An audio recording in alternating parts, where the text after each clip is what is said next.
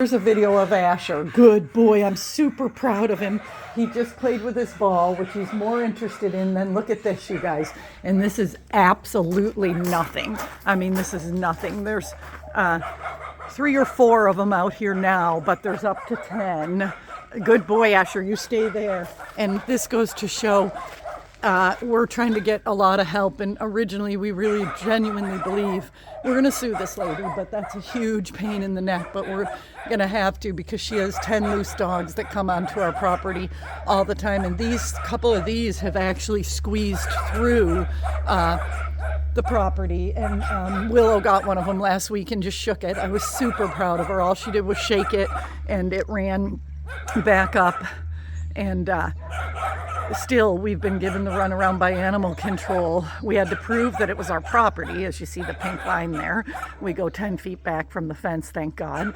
She stalled with that little tactic for a while, as if this would be okay. Anyway, they start at 5:30. And again, this is absolutely nothing. This is just absolutely nothing what they're doing here. Good boy, Asher. I'm really just doing this video to show how proud I am of Asher.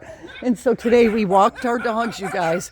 And then even though we live on 3 fenced acres, we had to walk them back in on a leash so that they wouldn't go up there, because Willow had blood on her face from the little dog, and then that lady doesn't even care probably about what happens. I should post that video because I was like telling her what a complete and total idiot she is and how it's her responsibility that her puppy was bleeding. But if it were a bigger dog, any terrier dog would not have stopped that fight. But Willow had the wisdom to know it was a puppy. You can see on the video, as soon as Willow shook it, she and Obi ran back down, but Daisy stayed up there chasing. And here Daisy's great with other dogs, and this will end up making her terrible with other dogs. So supposedly animal control is on the way over, because the storyline we get from them every time is that, oh, they can't catch them. When they come over, they run back over to her property. And again, this is nothing, and multiple neighbors have called about the barking, which even the barking is nothing. I can't stress how right here what you're seeing is 1/10 of what we encountered. This morning when I let them out, Al took a video of 10 of them. 6 of them were over on our property and 4 of them were on the other side. She has 10 dogs there. She's some kind of clinical hoarder.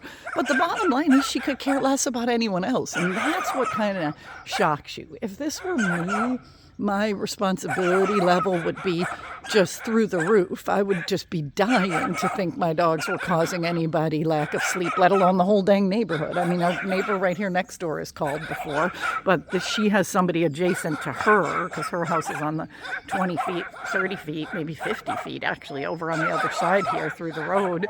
And somebody has called the animal control multiple times there, and they're trying to say you got to do bark logs. I mean, it's absurd. It's like animal control is making this, defending her, and this is the last thing I'll say. With my angel down there, he thinks I'm going to throw it again. Asher, I'm so proud of you. I think he must know their puppies too, because originally they would chase them when it was the bigger dogs. But what I'm going to say about this is that the animal control officer indicated to my husband in subtle ways her prejudice of what she calls pit bulls. I mean, people don't understand, because when Al tried to correct, she said, well, yeah, but they're the same thing, really. You know, people are such idiots. They don't understand, even animal control. Asher, you've been such an angel. I probably got to reward you with one more throw. Oh, and by the way, you guys, his bronchitis thing is great. And listen to my tip for everybody on that. Come here, buddy. Let's go do it again.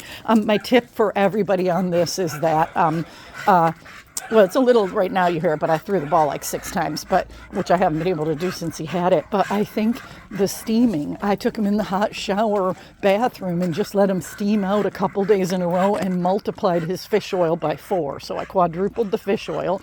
He usually just gets 1. And I put him in the shower, right, buddy? And we loved it. And we're going to do one more time. So anyway, yeah, I think what I might do now that you all know a little bit of the story is I might, like Lexi said, you guys hit the jackpot with neighbors, because we had that other guy, remember, that was telling us we couldn't walk at the winery, even though he has no business and has no ownership of the property at all. That got so ugly, we were scared what he was going to do. Yeah, our dogs are angelic, and I just want to put that out there that I really am incredibly proud of them. All right, buddy, that's it. I'm going to stop because I don't want him to get this is where I think he gets a problem getting stuff in his throat.